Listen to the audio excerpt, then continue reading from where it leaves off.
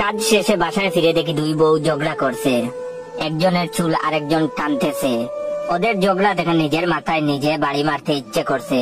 কেন আমি প্রথম বউ হেমার উপরে রাগ করে দ্বিতীয় বউ মালিনীকে বিয়ে করি। এখন দাঁড়িয়ে দাঁড়িয়ে ওদের ঝগড়া দেখা ছাড়া আর কোনো উপায় নাই। দুই বউ ঝগড়া এতটাই মগ্ন হয়ে আছে যে আমি দরজায় দাঁড়িয়ে তাও কেউ খেয়াল করলো না। অনেকক্ষণ পর ছোট বউ মালিনীর চোখ পড়লো আমার উপরে। সে বলল, জয় তুই এসেছিস, এই বলে আমার দিকে দৌড়ে এলো আর বলল, দেখ এই শয়তান বেটি কি করছে আমার চুল ছিঁড়ে। এই বলে আমায় জড়িয়ে ধরে হাউমাউ করে কান্না শুরু করলো।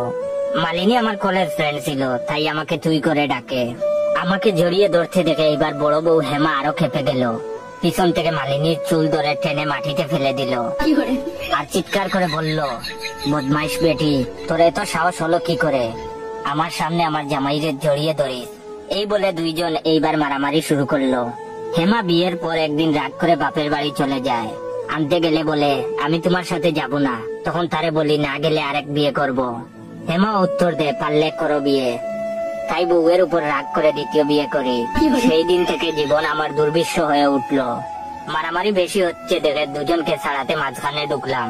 দুজনকে দুদিক নিয়ে জিজ্ঞেস করলাম, কি হয়েছে, ঝগড়া কেন করছো? তখন হেমা বলল, শুনো, আমি তোমার প্রথম বউ, তাই আজকে থেকে তুমি আমার সাথে থাকবে। না হলে বউ থাকার পরও দ্বিতীয় বিয়ে করার অপরাধে জেলে পাঠাবো। এই কথা শুনে মালিনী বলে, আজকে থেকে তুই আমার সাথে থাকবি, না হলে আমিও পুলিশে দিয়ে দিব।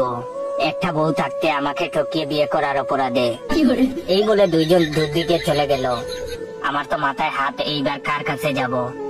তাড়াতাড়ি করে পকেট থেকে মোবাইলটা বার করলাম আর বন্ধু আসাদকে কল দিলাম। সবকিছু বলার পর আসাদ পরামর্শ দিল আজকে বাড়িতেই না থাকতে।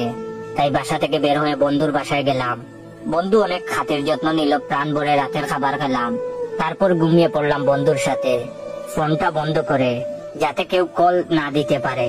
সকাল 9টার দিকে কেউ এসে দরজা খোলার জন্য শোরগোল শুরু করলো। আসাদ সাহেব বাসায় আছেন? আসাদ চুপ কসলাতে কসলাতে বিছানা থেকে উঠলো। দরজা খুলতেই দেখলো পুলিশ এসেছে। আমিও পুলিশের কথা শুনে তাড়াতাড়ি রুমের বাইরে গেলাম। তখন পুলিশ বলল, আপনাদের মধ্যে জয় কে? পুলিশের প্রশ্নের উত্তর দিলাম, জি আমি। তখন আমাকে বলল, আপনাকে আমাদের সাথে থানায় যেতে হবে, বড় সাহেবের নির্দেশ। সঙ্গে আসাদকেও। থানায় পৌঁছে দেখি আমার দুই বউ বসে আছে। আমি চমকে উঠলাম ওদের দেখে। জিজ্ঞেস করলাম, তোমরা এখানে কেন? তখন থানার ওসি বলে, তারা দুজন এখানে কি করছে তা আমি বলছি। এই বলে ওসি সাহেব আমার গালে একটা চড় বসিয়ে দিল। মনে হচ্ছে ডান পাশের সবগুলা দাঁত নড়ে চড়ে উঠলো।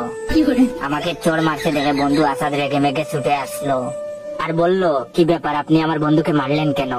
এই বলতে না বলতে বন্ধু আসাদের গালেও একটা বসে গেল চড়। বন্ধু এইবার মাথা ঘুরে মাটিতে পড়ে গেল। তখন ওসি সাহেব বললেন, এক তো দুই বিয়ে করে, আবার দুই বউ একই বাসায় রেখে বন্ধুর সাথে আড্ডা মারে, দুইটাকে জেলে বড় আর ইচ্ছে মতো লাঠি পিটা করো।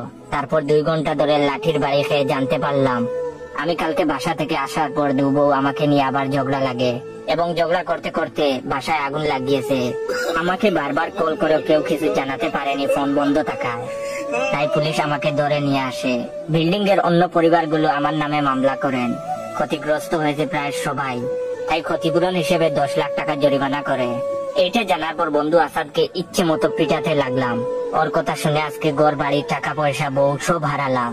বউ দুইটাও আমাকে ছেড়ে চলে গেল, সাথে 2 বিয়ের অপরাধে 2 বছরের জেলেরও সাজা পেলাম।